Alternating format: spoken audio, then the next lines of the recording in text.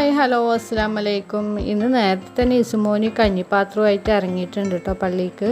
ഇന്ന് നോമ്പ് തുറക്കാൻ വേണ്ടിയിട്ട് നമ്മളിന്ന് പുട്ടാണ് കേട്ടോ ഉണ്ടാക്കിയെടുക്കുന്നത്. അപ്പോൾ അതിന് വേണ്ടിയിട്ട് ഞാൻ ഇന്നലെ ബാക്കി വന്ന കുറച്ച് ചോറുണ്ടായിരുന്നു കേട്ടോ. അപ്പോൾ ഞാനത് ഫ്രിഡ്ജിലേക്ക് വെച്ചിട്ടുണ്ടായിരുന്നു. അപ്പോൾ ഇന്ന് നമ്മൾ ആ ചോറ് വെച്ചിട്ടാണ് പുട്ടുണ്ടാക്കാൻ പോകുന്നത്. അപ്പോൾ ബാക്കി വന്ന ചോറ് ഞാൻ മിക്സിയുടെ ജാറിലിട്ടിട്ട് ഒന്ന് അരച്ചെടുക്കുന്നുണ്ട്.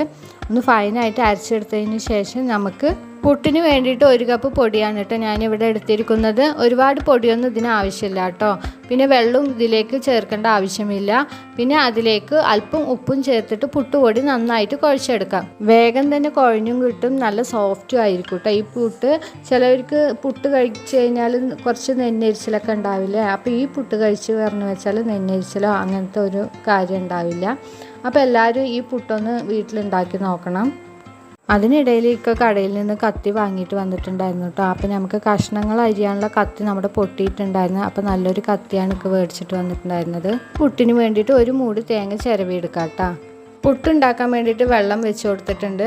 അപ്പോൾ പുട്ടുകുറ്റിയിലേക്ക് നമുക്ക് അല്പം തേങ്ങ ഇട്ട് കൊടുക്കുക. അതിന് ശേഷം നമ്മൾ കുഴച്ചെടുത്ത മാവും കുറച്ച് ഇട്ട് കൊടുക്കുക.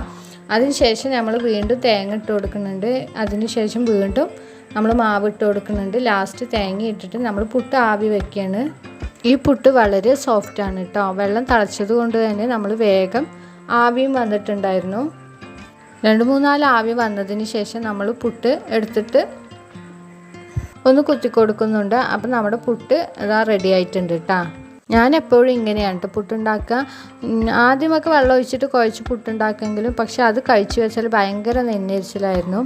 അതിന് ശേഷമാണ് ഞാൻ എൻ്റെ ഉമ്മ പറഞ്ഞിട്ട് ഇങ്ങനെ പുട്ടുണ്ടാക്കാൻ തുടങ്ങിയത്. അപ്പോൾ ഈ പുട്ട് തിന്നുമ്പോൾ ഭയങ്കര സോഫ്റ്റാണ്. ഇനിയിപ്പോൾ ഇത് കുറേ നേരം വെച്ചാലും കൂടിയും ഈ പുട്ട് ഡ്രൈ ആവില്ല കേട്ടോ, സോഫ്റ്റായിട്ട് തന്നെയാണ് ഇരിക്കുക.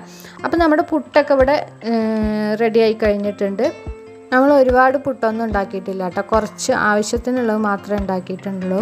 അതിനിടയിൽ കൂടെ മോള് സർബത്ത് കലക്കുകയാണ് കേട്ടോ. അതിനോടൊപ്പം തന്നെ മുന്തിരി ജ്യൂസും മോൾ അടിച്ചു വെച്ചിട്ടുണ്ടായിരുന്നു. ഇനി നമ്മളത് ഫ്രിഡ്ജിലേക്ക് വെച്ച് കൊടുക്കുകയാണ്. നോമ്പ് തുറക്കുമ്പോഴാണ് എടുക്കുക. ഇനി അടുത്തത് കോളിഫ്ലവറിലേക്ക് മസാല പുരട്ടിയെടുക്കാം.